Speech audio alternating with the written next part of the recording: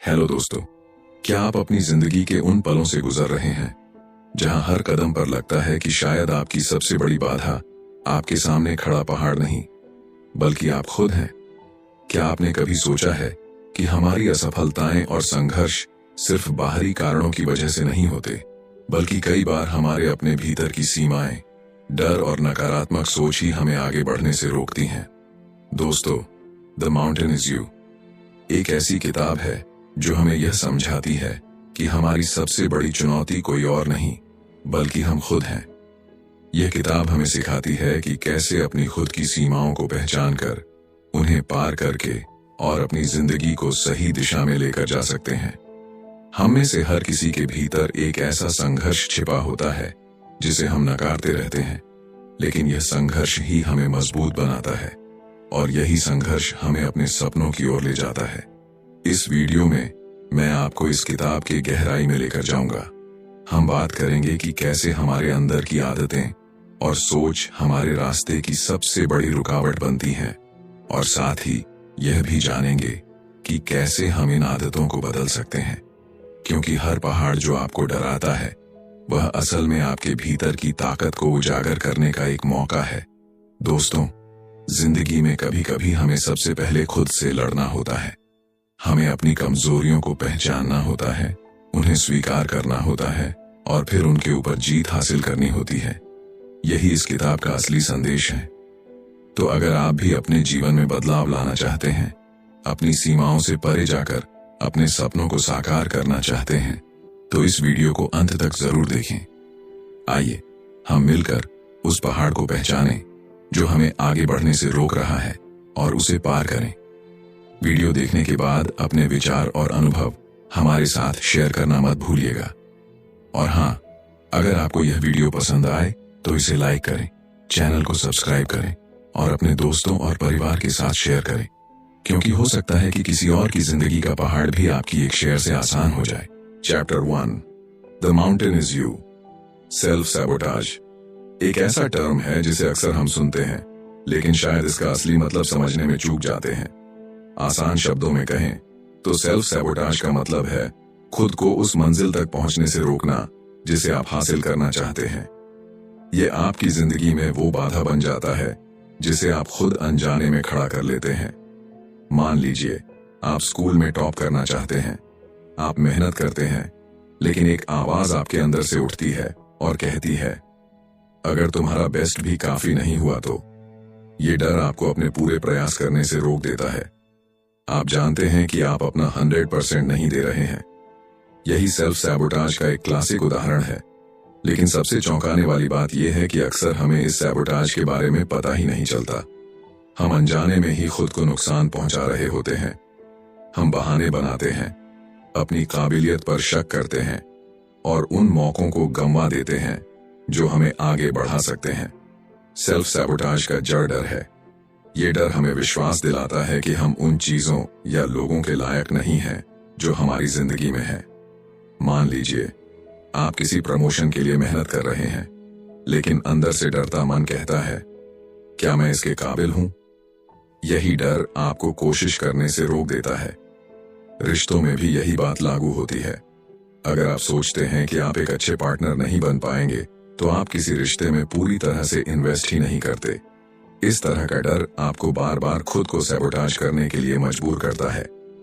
Self sabotage का एक और बड़ा कारण है आपकी संगत और आपके बारे में आपकी सोच, जिसे हम सेल्फ कंसेप्ट कहते हैं। आपका सेल्फ कंसेप्ट इस बात पर निर्भर करता है कि आपके माता पिता, दोस्त और समाज ने आपको कैसा महसूस कराया। मान लीजिए आप फाइनेंशियली स्टेबल होना चाहते हैं, लेकिन हर बार आपके पैसे खत्म हो जाते हैं। क्या यह संभव है कि आपकी इस स्थिति का कारण आपकी परवरिश हो सकता है कि आपने बचपन में अपने माता पिता को पैसे लापरवाही से खर्च करते देखा हो, या आपके दोस्तों का एटीट्यूड भी पैसे के प्रति गैर जिम्मेदाराना हो। ये सब आपके अनकॉन्शियस माइंड को शेप करते हैं और आप अनजाने में पैसे के मामले में गलत फैसले लेने लगते हैं। तो सवाल ये उठता है कि इस आदत को बदला कैसे जाए? कैसे हम खुद को उस जाल से बाहर निकालें जो हमने खुद ही बुना है? इनकार करना बंद करें। सबसे पहला कदम है सच्चाई को स्वीकार करना। यह माने कि जो बहाने आप बना रहे हैं वो असल में सेल्फ सैबोटाज हैं। उदाहरण के लिए, ये कहना कि मैं कम पैसे इसलिए कमाता हूं क्योंकि मुझे सादगी पसंद है, अक्सर एक बहाना होता है। असलियत यह है कि आप खुद को आगे बढ़ने के लिए पुश ही नहीं कर रहे। याद रखें, खुद को कम आंकना या यह मान लेना कि आप बेहतर के काबिल नहीं हैं, आपकी सबसे बड़ी रुकावट है। अपनी समस्याओं को लिखें। दूसरा कदम है अपनी समस्याओं को स्पष्ट रूप से समझना। एक पेपर लें और उन सारी चीजों को लिखें जो आपको परेशान कर रही हैं। अगर पैसा आपकी समस्या है तो अपनी आर्थिक स्थिति के हर पहलू को लिखें। आपका लोन, आपके खर्चे और वो आदतें जो आपको पैसे बचाने से रोकती हैं। अगर आपको अपने शरीर, व्यवहार या किसी अन्य चीज से परेशानी है तो उसे भी ईमानदारी से लिखें। यह प्रक्रिया आसान नहीं है। बहुत से लोग इस स्तर तक पहुंचने में सालों लगा देते हैं, लेकिन जैसे ही आप अपनी समस्याओं को स्पष्ट रूप से देख पाते हैं, आपके पास दो विकल्प होते हैं। या तो आप इसे वैसे ही स्वीकार कर लें या फिर इसे बदलने की कोशिश करें। तीसरा कदम, खुद से सवाल करें।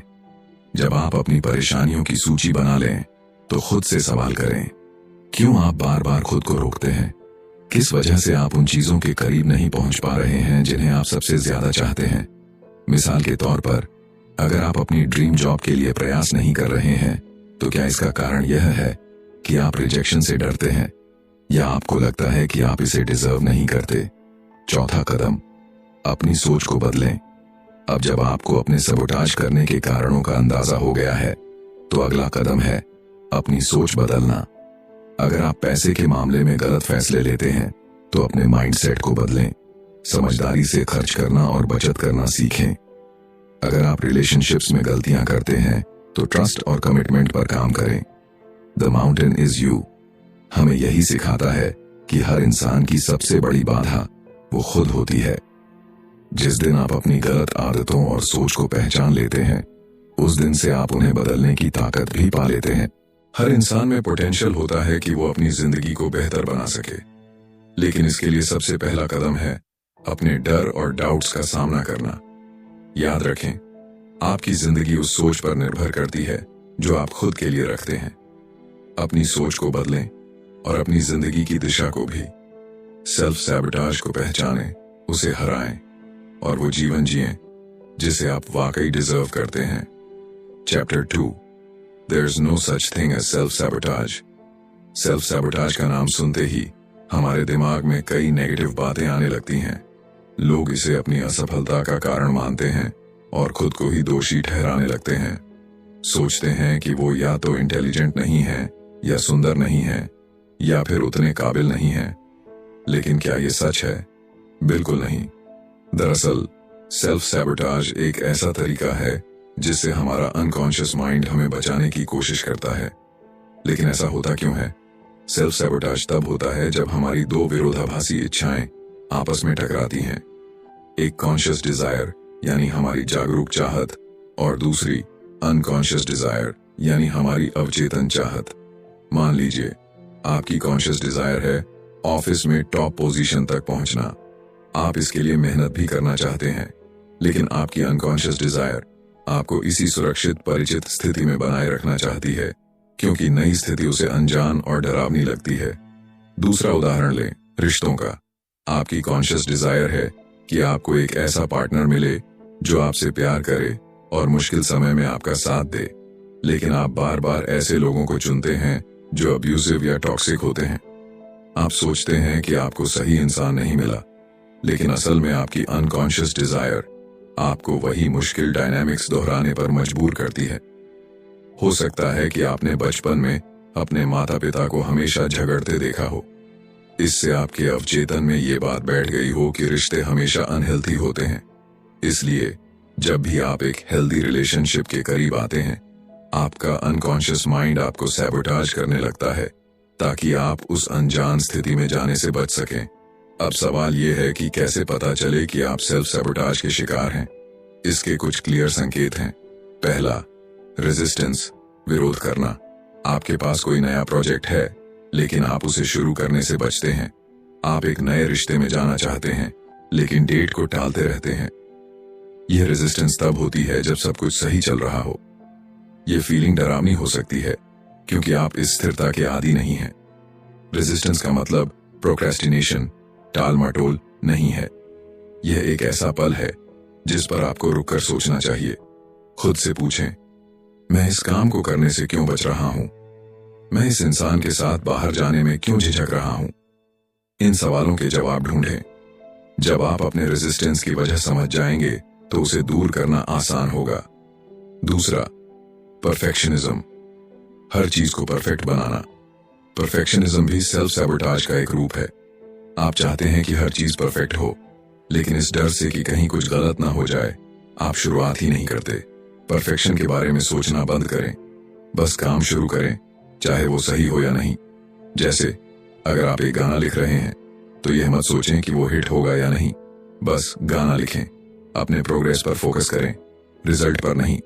तीसरा, जस्टिफिकेशन, औचित्य ठहराना। जस्टिफिकेशन का मतलब है अपनी कम कोशिशों को सही ठहराना। आप सोचते हैं, कम से कम मैंने कोशिश तो की, लेकिन यह माइंडसेट आपको कभी आगे बढ़ने नहीं देगा। अपनी कोशिशों के बजाय अपने रिजल्ट को मेजर करें। हर दिन एक प्रोडक्टिव काम करने का लक्ष्य बनाएं। अपने रिजल्ट्स को ट्रैक करें, जैसे कि आपने कितने दिन जिम किया। अगर आपके पास कोई बिजनेस आइडिया है तो सिर्फ उसे सोचने से काम नहीं चलेगा, उसे अमल में लाना होगा। सेल्फ सैबोटाज को समझने और उससे बाहर निकलने के लिए इन स्टेप्स को अपनाएं। पहला, अपने डर का सामना करें। अपने अनकॉन्शियस डिजायर्स को पहचानें। खुद से पूछें कि आप किन कारणों से बदलाव से डर रहे हैं। दूसरा, छोटे कदम उठाएं। बड़ी बड़ी चीजों के बारे में सोचने की बजाय छोटे मैनेजेबल स्टेप्स उठाएं। तीसरा, अपनी सोच बदलें। खुद को यह सिखाएं कि गलतियां करना ठीक है, गलतियों से ही आप सीखते हैं और बेहतर बनते हैं। चौथा, सपोर्ट सिस्टम बनाएं। अपने आसपास ऐसे लोगों को रखें जो आपको मोटिवेट करें और आपकी जर्नी में आपका साथ दें। सेल्फ सैबोटाज एक बेहद सामान्य लेकिन जटिल प्रक्रिया है।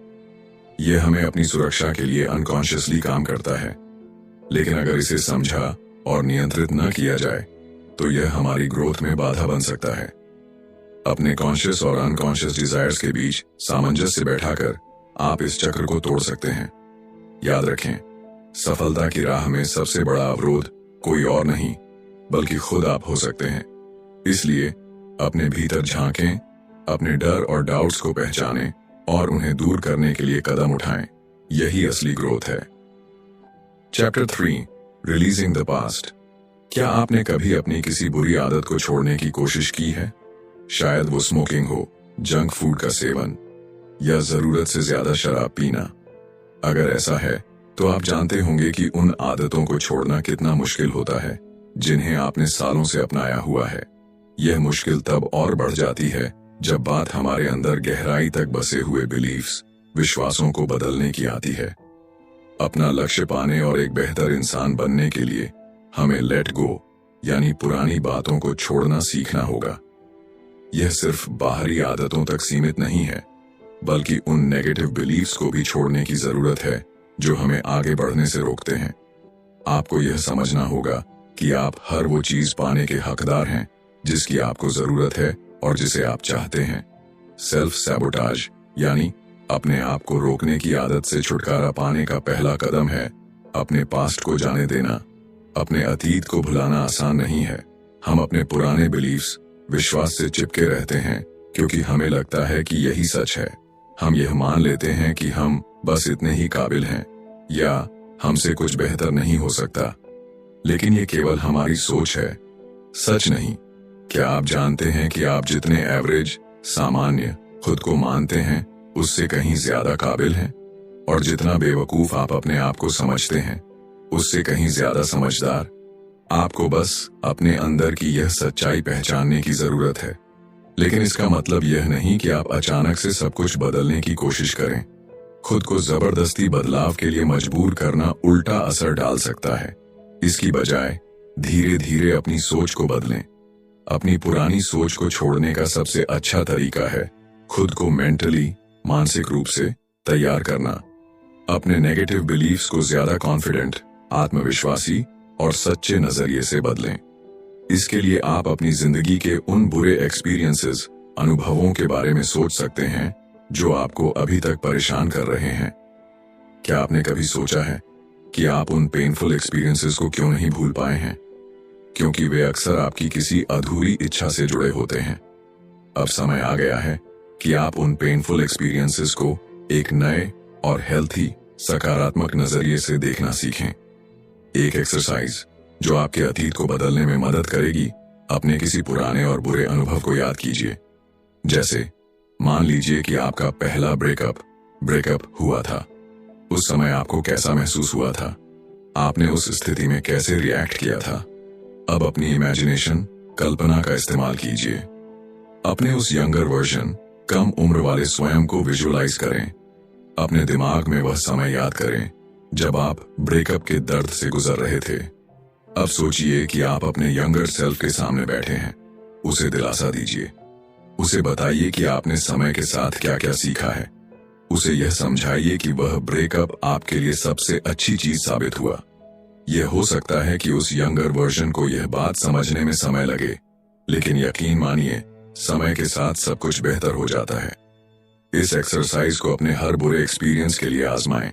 जब कभी भी आप खुद को परेशान महसूस करें, तो अपने यंगर सेल्फ से बात करें।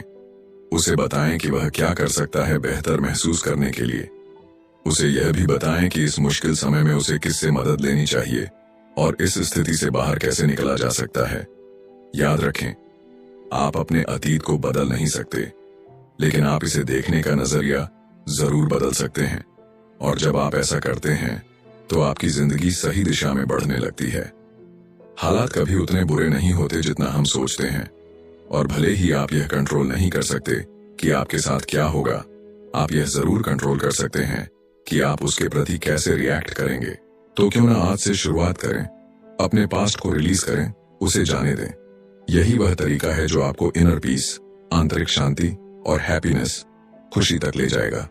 रिमेंबर, आप डिजर्व करते हैं हर वो खुशी, हर वो सफलता और हर वो अनुभव जो आपकी जिंदगी को बेहतर बना सके। Chapter 4, building a new future. अतीत को लेकर अपना नजरिया बदलना एक महत्वपूर्ण कदम है, लेकिन यह प्रक्रिया का केवल आधा हिस्सा है। अपने जीवन को पूरी तरह बदलने और खुद को आत्म नुकसान पहुंचाने वाले व्यवहारों से मुक्त करने के लिए आपको एक नया भविष्य बनाने की आवश्यकता है। इसके लिए सबसे पहले आपको अपने भीतर की पूरी संभावनाओं को पहचानने और अपने पोटेंशियल को अपनाने की तैयारी करनी होगी। अपने फुल पोटेंशियल तक कैसे पहुंचें? इस सवाल का जवाब आपके भीतर छिपा है। अपने अंदर के बच्चे से संवाद करना इसका एक प्रमुख तरीका है। साइकोथेरेपी में यह तकनीक बेहद प्रसिद्ध है। यह वैसा ही है जैसे आपने अपने अतीत के छोटे से बच्चे से बात की थी। जब आप अपने अंदर के बच्चे से जुड़ते हैं, तो यह सिर्फ उसे सिखाने या ज्ञान देने का मामला नहीं है। यह प्रक्रिया आपको आपकी इच्छाओं, जुनून और सपनों की याद दिलाने का काम करती है, जिनसे आप शायद अपने आत्म नुकसान वाले व्यवहारों के कारण दूर हो चुके हैं। अक्सर डर या असफलता की आशंका के कारण हम अपने सपनों को पूरा करने की कोशिश नहीं करते, लेकिन जब आप अपने अतीत और अपने अंदर के बच्चे से जुड़ते हैं, तो आपका डर खत्म हो जाता है। आप अब उन चीजों के लिए तैयार हो जाते हैं जो आप चाहते हैं और जिनके आप हकदार हैं। यही वह स्थिति है जहां आपका मन सही दिशा में काम करना शुरू करता है। 5 महत्वपूर्ण कदम। पहला, अपने डर का सामना करें। सबसे पहले एक आरामदायक स्थिति में बैठें। आप ध्यान, मेडिटेशन कर सकते हैं या गहरी सांस लेकर अपने मन को शांत करें। अब अपनी आंखें बंद करें और अपने भविष्य के सबसे श्रेष्ठ संस्करण, हाईएस्ट पोटेंशियल की कल्पना करें। यह आपका वह रूप हो सकता है जहां आप खुद को पूरी तरह आत्मनिर्भर, खुश और सफल देखते हैं। आपका यह रूप किसी भी चीज से जुड़ा हो सकता है। एक सफल व्यवसाय, लेखन जैसे किसी रचनात्मक शौक को पूरा करना, या अपने रिश्तों, नौकरी और पारिवारिक जीवन के बीच संतुलन बनाना। अगर इस रूप की कल्पना करते हुए आपको डर लग रहा है, तो चिंता मत कीजिए। यह बिल्कुल सामान्य है। याद रखें, यह डर केवल एक संभावना है। यह आपके मन की एक चाल है जो आपको अपने लक्ष्यों से दूर रखने की कोशिश कर रहा है। अपने डर को पीछे छोड़ें। वह आपको यह नहीं बता सकता कि आप क्या कर सकते हैं और क्या नहीं। दूसरा, अपने फ्यूचर सेल्फ को ध्यान से देखें। अब अपने भविष्य के संस्करण पर ध्यान केंद्रित करें। वह कैसा दिखता है, उसका व्यवहार कैसा है, उसके चेहरे के भाव कैसे हैं और वह कैसे बात करता है। आप जितना अधिक उसे ध्यान से देखेंगे उतना ही आपको समझ आएगा कि आपको अपने वर्तमान में क्या बदलने की आवश्यकता है। तीसरा, सलाह मांगे। जब आप अपने सबसे उच्च पोटेंशियल की कल्पना करेंगे तो आपको घबराहट हो सकती है। आप महसूस कर सकते हैं कि वहां तक पहुंचना कठिन है, लेकिन घबराने की जरूरत नहीं है। याद रखें, आपके पास नियंत्रण है। अपने भविष्य के रूप से गाइडेंस मांगे। हो सकता है वह आपको यह बताए कि आपके वर्तमान रिश्ते आपके लिए सही नहीं हैं, या शायद आपको अपनी जॉब बदलने की जरूरत है। इस गाइडेंस को सकारात्मक तरीके से अपनाएं। खुद से कहें कि आपको उन चीजों से बाहर निकलना है जो आपकी प्रगति में बाधा डाल रही हैं। चौथा, अतीत में वापस जाएं और संवाद करें। यहाँ एक और विजुअलाइजेशन तकनीक का उपयोग होगा। इस बार आपको 5 या 7 साल पीछे जाना है। कल्पना करें कि आप अपने छोटे संस्करण से मिल रहे हैं। उसे वही जगह पर बैठा महसूस करें जहां आप पहले बैठते थे। उससे बात करें। उसे बताएं कि आपकी वर्तमान जिंदगी कैसी है। आप उसे अपनी सफलता के बारे में बता सकते हैं, जैसे मैंने अब अपना खुद का व्यवसाय शुरू कर लिया है, या मैंने अपनी आदतों को सुधार कर अपने स्वास्थ्य को बेहतर बना लिया है। आपका यह संवाद प्रेरणा का स्रोत बनेगा। यह आपके पुराने डर और असुरक्षाओं को मिटाने में मदद करेगा। पांचवां, अपने नए जीवन की चाबी को स्वीकार करें। कल्पना कीजिए कि आपके पास अब अपने नए जीवन की चाबी है। इसे स्वीकार करें और अपनी वर्तमान स्थिति में इसे लागू करें। यह चाबी केवल भौतिक चीजों की नहीं है, जैसे आपका घर या काम, बल्कि यह आपके मानसिक और भावनात्मक विकास की कुंजी है। इसे समझें और इसे अपनाएं। सशक्त बनने के लिए केवल अपनी ताकतों पर ध्यान देना काफी नहीं है। आपको अपनी कमजोरियों को भी पहचानना होगा। जो लोग सफल और आत्मनिर्भर होते हैं वे अपनी ताकत और कमजोरियों को समान रूप से समझते हैं।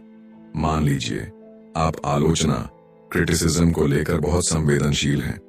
इसे कमजोरी समझा जा सकता है, लेकिन अगर आप इस पर काम करें और इसे सुधारें तो यह आपको एक बेहतर व्यक्ति बनाएगा। याद रखें, रचनात्मक आलोचना, कंस्ट्रक्टिव क्रिटिसिज्म आपको बेहतर बनने में मदद करती है। आपके हर कार्य का कोई मकसद होना चाहिए। जब आप जानते हैं कि आपका लक्ष्य क्या है तो आप अपने प्रयासों को सही दिशा में केंद्रित कर सकते हैं।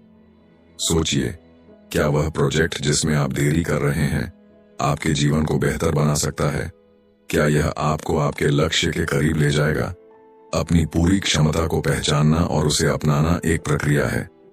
अपने अंदर के डर को पीछे छोड़ना, अपने फ्यूचर सेल्फ से जुड़ना और अपने उद्देश्य पर ध्यान केंद्रित करना, ये सभी आपको एक नई दिशा में ले जाते हैं। आपके पास वह सब कुछ है जो आपको अपनी सबसे शक्तिशाली और खुशहाल जिंदगी जीने के लिए चाहिए। बस इसे अपनाने के लिए तैयार रहें।